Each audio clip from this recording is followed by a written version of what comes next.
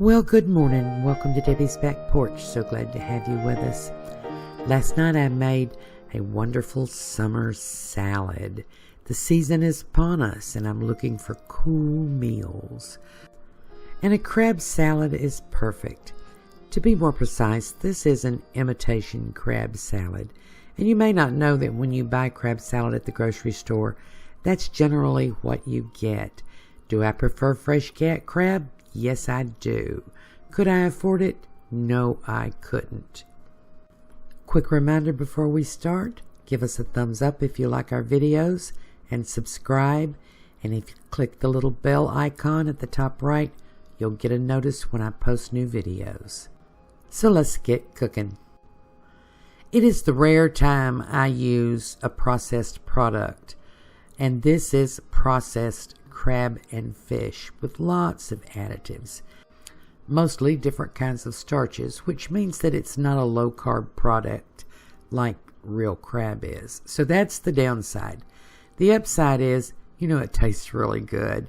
You can barely tell the difference, and it costs about 1/3 of crab meat. So occasionally I buy this. Like occasionally I buy a can of Spam. Anyway, here's the rest of our ingredients. This is a 1/4 cup mayonnaise, a 1/4 cup sour cream, 2 tablespoonsful of creamy horseradish sauce. You can use regular, but use about half as much. I've got some peppers here, both red and green bell pepper. That's some finely chopped celery and some finely chopped onions. If I had fresh dill, I would use fresh dill, but I'm going to use a half a teaspoonful of dried dill, and I've got a lemon here. We're going to use a little bit of that. I also have a boiled egg. This is going to make a dressing that's lighter and a little tartar than just mayonnaise alone. Now, if you're lucky and can get some real crab, everything else is the same. You just substitute real crab. These imitation crab legs I'm going to cut up in tiny little pieces. You can use the flaked version of this, but it's a little bit prettier this way. You've got that nice red color. And if you'll notice, everything in this recipe is minced finely. So I did all that before I started filming because I didn't think you wanted to watch it. But you see, about this size.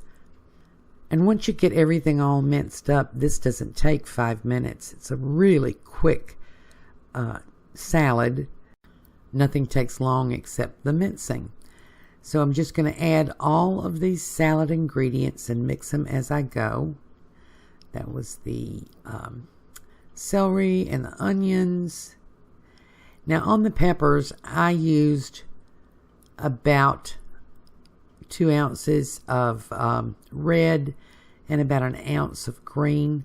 That's totally up to you. That's just what I think is a pretty combination. And if I'd had a purple onion on hand, I would have used a purple onion instead of a white. Just because it's pretty. They don't really taste any different to me. But even without the dressing here, you've already got something that's very appealing to the eye. It's actually more appealing to the eye without the dressing because it's kind of white. But that's very pretty. Let's put our dressing together. I squeezed half the lemon. And I'm just going to strain the seeds out. That gave me about 2 tablespoons full of lemon juice. Just half a lemon. And then I'm going to add my mayo. And, you can make this with just the mayo. You don't need to do the rest of this if you don't want to. But I find there are a lot of people who don't like mayonnaise. And once you do this, it doesn't really taste like mayonnaise. But I will tell you, if you absolutely don't like mayonnaise, just use yogurt. It makes a great dressing. Here's the sour cream. So I've got a 1/4 cup mayonnaise, a 1/4 cup sour cream. If you don't want to use those, use a 1/2 cup of yogurt. And that's 2 tablespoons full of the creamy horseradish sauce. I buy the boar's head. just because actual horseradish is a little bit too hot for me. But if you prefer, you can use 1 tablespoonful of just grated horseradish. And mix this up really, really well. Make sure it's good and creamy and doesn't have any lumps. Now, I find buying fresh dill is hard. It's hard to find. I usually grow some, but it doesn't last very long. So I end up using dried dill, not dill seeds, dried dill weed. And that's about a half teaspoonful. And I find that it tastes just fine. But I would not be honest if I didn't say that fresh dill tastes better and is a little bit prettier. It's just according to what you can get. When you go to the store to buy dill, most of the time I can't find it. So I only have fresh during the season when I'm growing it. I'm going to taste this. And it needs a little bit of salt and pepper. It's pretty tart. So I'm going to add about a 1/4 teaspoonful of freshly ground sea salt, and I'll add 3 or 4 grinds of fresh black pepper. You could also add some red pepper flakes, which would be really pretty and taste good. And just remember, nothing else is salted, so you want enough salt in this to sort of take the salty flavor throughout the dish. And that's ready to go. Now I'm going to peel this egg.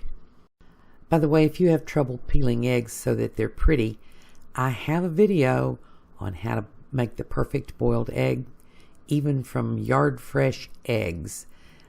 It's steaming. I steam my eggs, and I don't ever have any trouble peeling them, even if they're day-old eggs.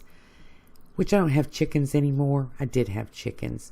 And peeling a fresh laid boiled egg is just horrendous. Nothing you think you know about peeling eggs works with a freshly laid egg.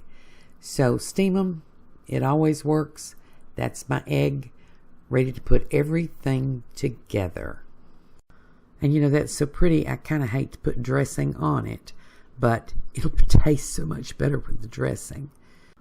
And I guess you probably noticed I used my dough cutter to cut that egg up quickly and get it into tiny little pieces.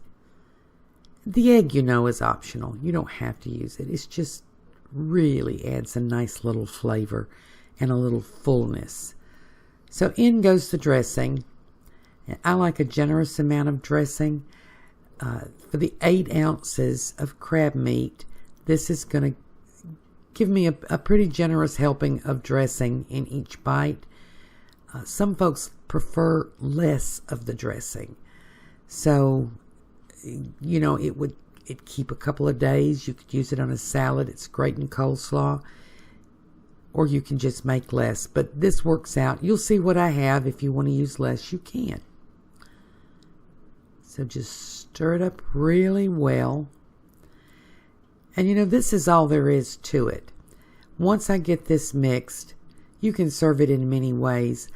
I like a sandwich made out of this, but I'm eating as low carb as I can. And as I said, this imitation crab already has a fair amount of starch in it, so I'm not going to make a sandwich. I'm going to dress this up on a plate and just make a pretty salad. And this goes well with things that are a little tart. I've got some artichoke hearts and some olives. It would go good with pickles. So I'm going to put this together, plate it up, and show you what I've got. And here you have it. A great dinner on a summer night. A Sunday brunch with buttered croissants. However you want to serve it. There's my little extras. Got that little bit of lemon there if you need a little more tartness. Some little slices of red bell pepper.